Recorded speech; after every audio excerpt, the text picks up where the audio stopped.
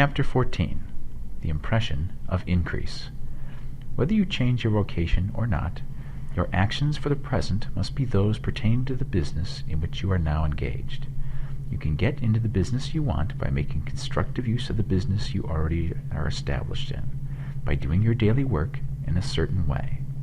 And insofar as your business consists in dealing with other men, whether personally or by letter, the key thought of all your efforts must be to convey to their minds the impression of increase. Increase is what all men and women are seeking. It is the urge of the formless intelligence within them seeking fuller expression. The desire for increase is inherent in all nature. It is the fundamental impulse of the universe. All human activities are based on the desire for increase. People are seeking more food, more clothes, better shelter, more luxury, more beauty, more knowledge, more pleasure. Increase in something, more life. Every living thing is under this necessity for continuous advancement. Where increase of life ceases, dissolution and death set in at once. Man instinctively knows this, and hence he is forever seeking more. This law of perpetual increase is set forth by Jesus in the parable of the talents. Only those who gain more retain any. From him who hath not shall be taken away even that which he hath. The normal desire for increased wealth is not an evil or reprehensible thing. It is simply the desire for more abundant life. It is aspiration. And because it is the deepest instinct of their natures, all men and women are attracted to him who can give them more of the means of life. In following the certain way as described in the foregoing pages, you are getting continuous increase for yourself, and you are giving it to all with whom you deal. You are a creative center from which increase is given off to all. Be sure of this, and convey assurance of the fact to every man, woman, and child with whom you come in contact, no matter how small the transaction.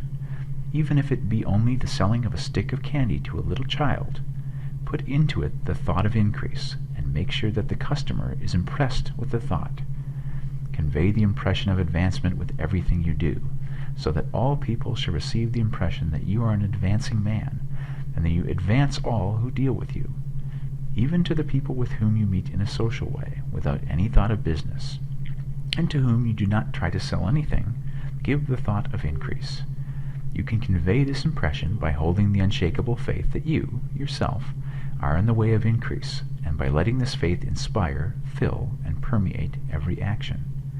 Do everything that you do in the firm conviction that you are an advancing personality, and that you are giving advancement to everybody.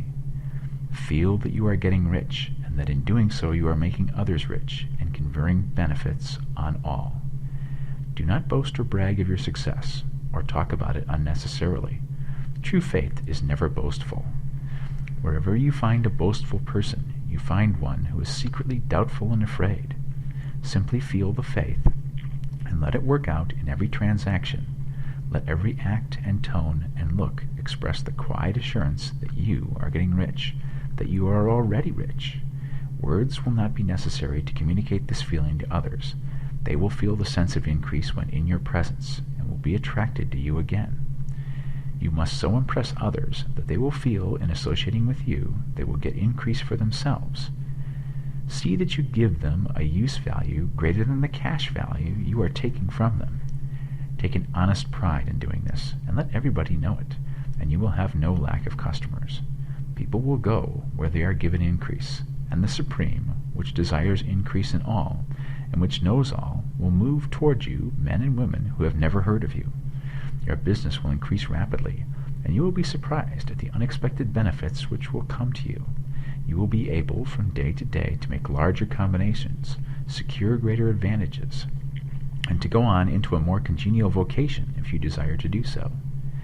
But doing all this, you must never lose sight of your vision of what you want, or your faith and purpose to get what you want.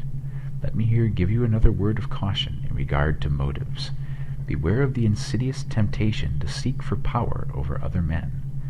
Nothing is so pleasant to the unformed or partially developed mind as the exercise of power or dominion over others. The desire to rule for selfish gratification has been the curse of the world. For countless ages, kings and lords have drenched the earth with blood in their battles to extend their dominions, not to seek more life for all, but to get more power for themselves. Today, the main motive in the business and industrial world is the same. Men marshal their armies of dollars and lay waste the lives and hearts of millions in the same mad scramble for power over others.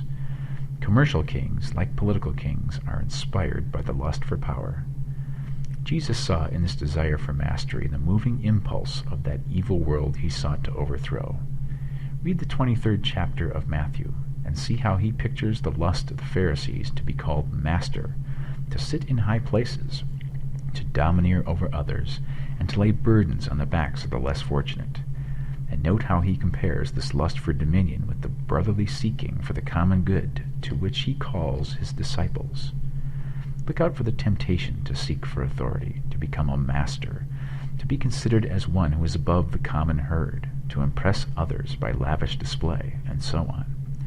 The mind that seeks for mastery over others is the competitive mind, and the competitive mind is not the creative one.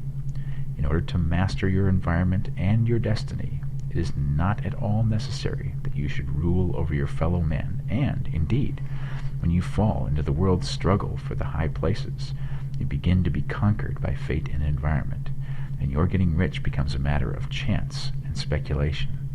Beware of the competitive mind. No better statement of the principle of creative action can be formulated than the famous declaration of the late Golden Rule Jones of Toledo, quote, "What I want for myself, I want for everybody."